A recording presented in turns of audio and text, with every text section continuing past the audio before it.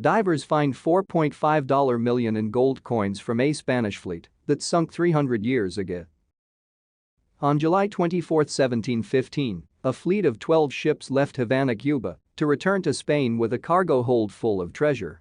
Just 1 week after setting sail, on July 31, 1715, the fleet was caught up in a hurricane off the coast of Florida and 11 of the 12 ships were lost to the storm after being pushed into the outer edge of a reef. Over 1,000 sailors lost their lives when their ships sunk into the Atlantic Ocean. But they weren't the only casualties that day. The treasure that was on its way to Spain was also lost to the seas.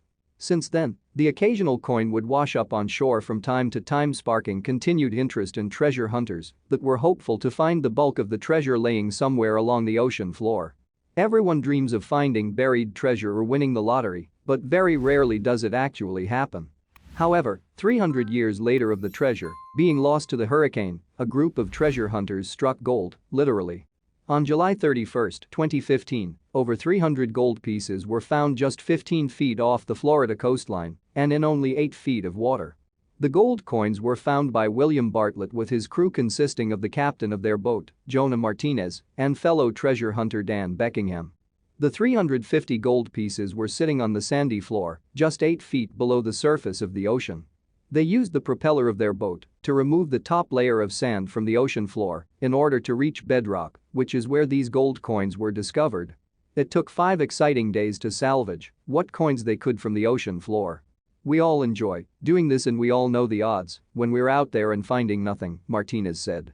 To be able to go and do that and then succeed in something like that is more than any treasure. It's hard to believe that such an amazing treasure was so close to shore and that it took 300 years to find. The gold found by Bartlett and his crew is worth an estimated $4.5 million. Bartlett commented that the gold coins were in such great shape they could have fallen off the ship yesterday. Although the crew can't keep the actual gold in their find, it must have been extremely satisfying being able to handle and organize all this gold. Part of their discovery included 9 larger pieces of gold called royals. Prior to this discovery, there were only a reported 20 royals known in existence. These large gold coins were tokens given out by King Philip V to other important people in the monarchy as a presentation piece.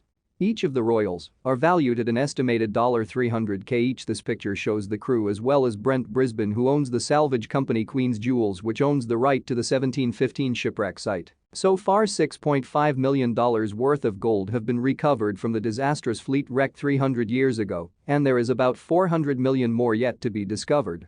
Queen's Jewels owns the right to the wreck and hires subcontractors, like Bartlett and his crew, to treasure hunt for them.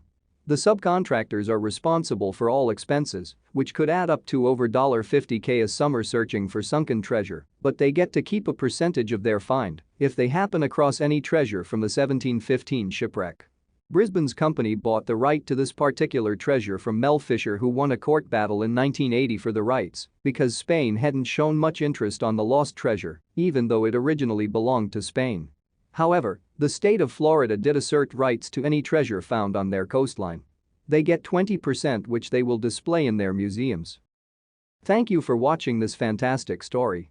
Please tap one of the 2 videos on your screen for another amazing wonder stories.